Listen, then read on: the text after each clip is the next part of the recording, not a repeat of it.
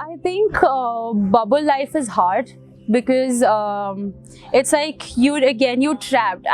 Even though we are doing what we love doing, but it's like too much of anything can be harming, and it can be dangerous and it can take a toll over you. So like morning, evening, we're talking football, we're eating football, we're playing football, we're in the gym, we're working out, and if we get to go anywhere, it's back to our room. So I feel like it's hard because you don't get to see your loved ones, you don't get to see your family, because I am feeling homesick. Like I want to see my family, I just want to hug my parents and just be in my comfort zone as well. And I'm very grateful that I'm playing here, and we're allowed to be out here. But I feel like if COVID wouldn't have been here, we could have at least had the opportunity to go out and relax, or just to have a cup of coffee or something. But here it's like when you're stuck in between four walls, when you're in your room, all you can do is think about the game, because there are good days, there are bad days, and when there are bad days, all that happens is negative thinking,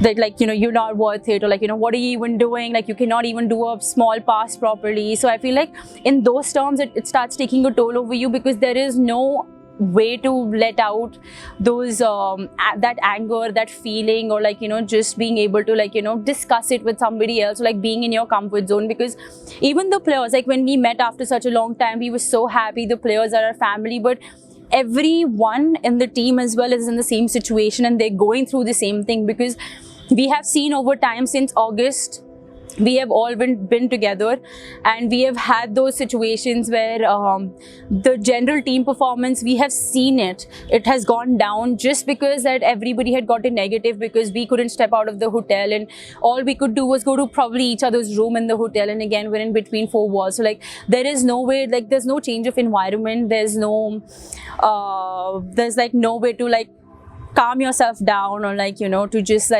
enjoy fresh air, or except for the ground, of course. But again, you're playing football there. But I feel like the bubble life is hard, and that is the way it has taken a toll, because physically, when you're exhausted, that physical exhaustion starts taking over your mental exhaustion as well. And I feel like it gets very exhausting after a point of time. It was during the camp in September. It had already been a month into our national preparation camp, and again we were in a bubble, we couldn't see anybody, and we had been playing games every weekend.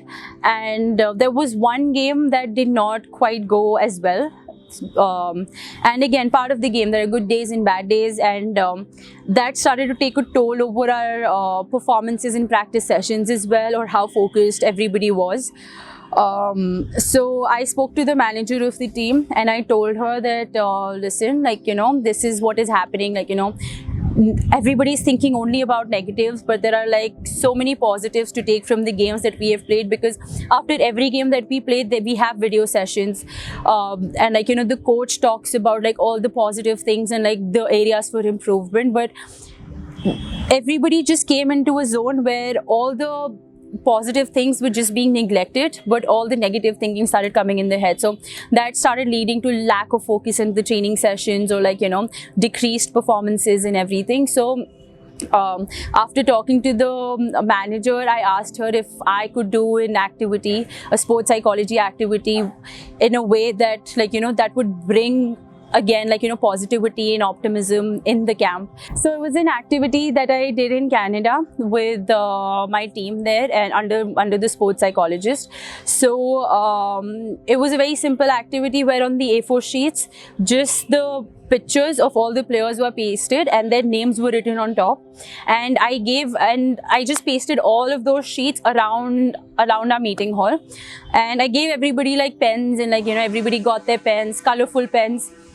So in a given time, all everyone had to do was just go around the room, just write something positive about that person anonymously. So you cannot write your name, but you have to write anything good about that person, oh, you're so pretty, or you're very strong, and I like your game, how you play, or you're probably one of the best center backs that I've played against, or it's nice to have you back in the national team, and so on.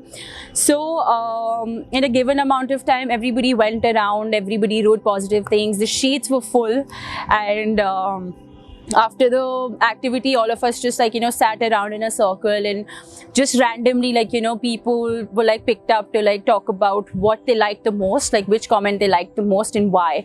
And everybody shared their experiences.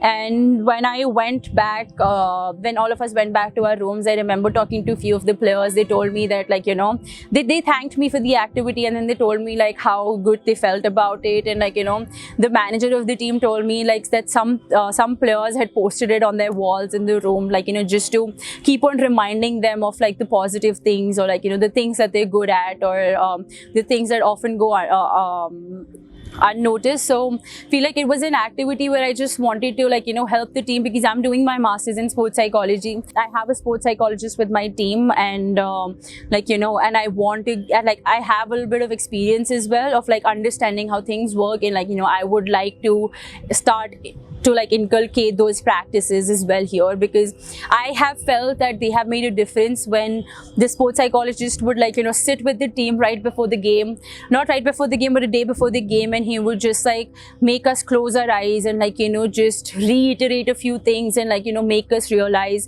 like, just send us in our zones, and like, make us do breathing exercises, how helpful they were in the next day.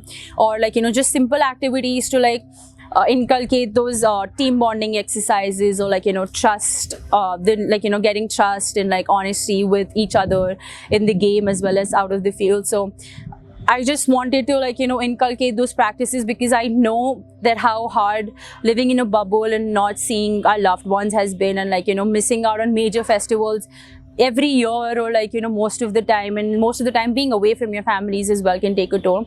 Like, according to me, the mental side of the game is very, very important, because at the end of the day, if you're on the field, I'll talk specifically about football right now, because in football every situation is very different, and you get only a fraction of seconds to, like, make a decision, and not every situation is the same, to like to go and press, or to hold your run, or when to run, or when to pass. I think, like, just those being able to make those decisions, your mind needs to be, like, very active. It needs to be very focused, and it takes an effort to, like, be there, because outside of the football at the end of the day is a part of an individual's life. It's not their entire life. So, like, there could be various factors, and there are various aspects that affect a person's life. So like, it is said that, like, players are machines, and like, they're expected to do well. But I feel like what goes unnoticed, and like, what is not recognized, is that field of sports is very demanding. It's very, like, it's ever changing, and it's so dynamic that it's very hard for, like, players to stay sane, because all that people see is what comes on the TV, and that is the tournaments, the competitions, and like, where they're supposed to perform.